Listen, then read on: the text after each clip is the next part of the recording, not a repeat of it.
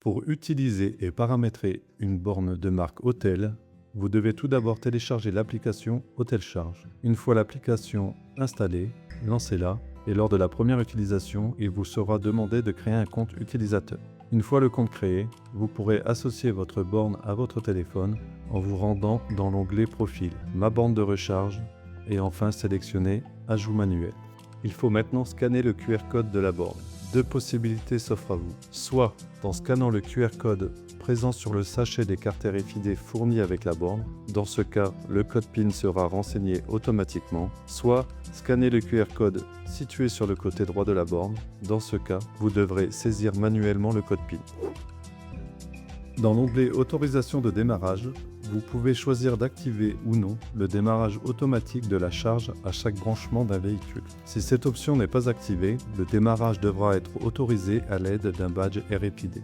La gestion des badges RFID s'effectue également dans cette section via l'onglet Badge RFID.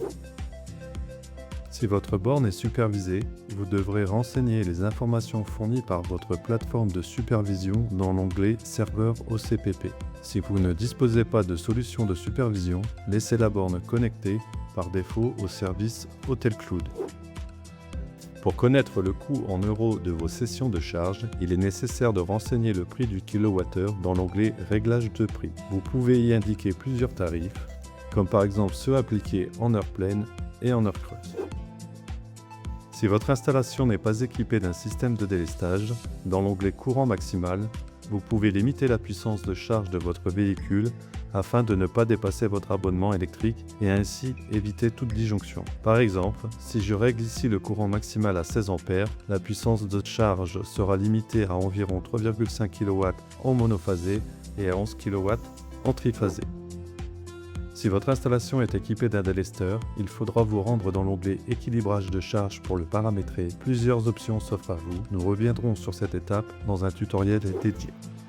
Si vous souhaitez planifier une programmation horaire, par exemple pour charger pendant les heures creuses, il vous faudra vous rendre dans l'onglet Programme. Vous pourrez alors ajouter soit un plan de charge automatique, soit un plan de charge personnalisé. Dans notre cas, nous allons créer un plan personnalisé.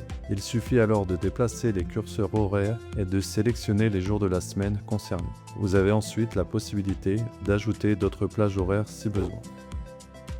Un second menu de paramétrage est accessible en cliquant une nouvelle fois sur votre borne en haut de la page.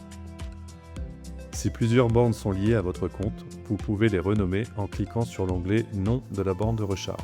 Par exemple ici, Maison. Pour connecter la borne à votre réseau Wi-Fi, cliquez sur l'onglet Connexion Wi-Fi, sélectionnez votre réseau, puis saisissez votre mot de passe. Une fois la connexion établie, le voyant planète sur votre borne s'allumera. Si vous souhaitez utiliser un autre téléphone avec votre borne, il faudra alors créer un second compte sur ce nouvel appareil, puis l'inviter via l'onglet Partager avec la famille, en renseignant l'adresse mail associée à ce second compte. Si vous laissez votre câble branché en permanence sur votre borne, et pour éviter le vol de celui-ci, vous avez la possibilité de le verrouiller. Pour cela, insérez votre connecteur dans la borne, puis cliquez sur Connecteur de verrouillage. Une nouvelle fois sur Connecteur de verrouillage pour valider l'accès. Votre borne nécessite des mises à jour régulières. Dans l'onglet Mise à jour du micro-logiciel, vous pouvez vérifier si votre borne est à jour, forcer une mise à jour manuellement ou encore activer/désactiver les mises à jour automatiques.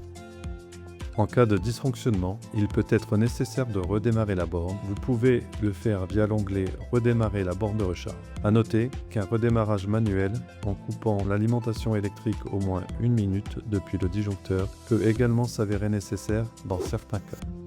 En cas de dysfonctionnement, il peut parfois être nécessaire de procéder à une réinitialisation d'usine de votre borne via l'onglet dédié. Il est à noter que cette opération réinitialise l'ensemble des paramètres. Il vous faudra ensuite reconfigurer votre borne, notamment les identifiants de connexion Wi-Fi, les badges RFID ou encore les réglages du délestage si votre installation en est équipée.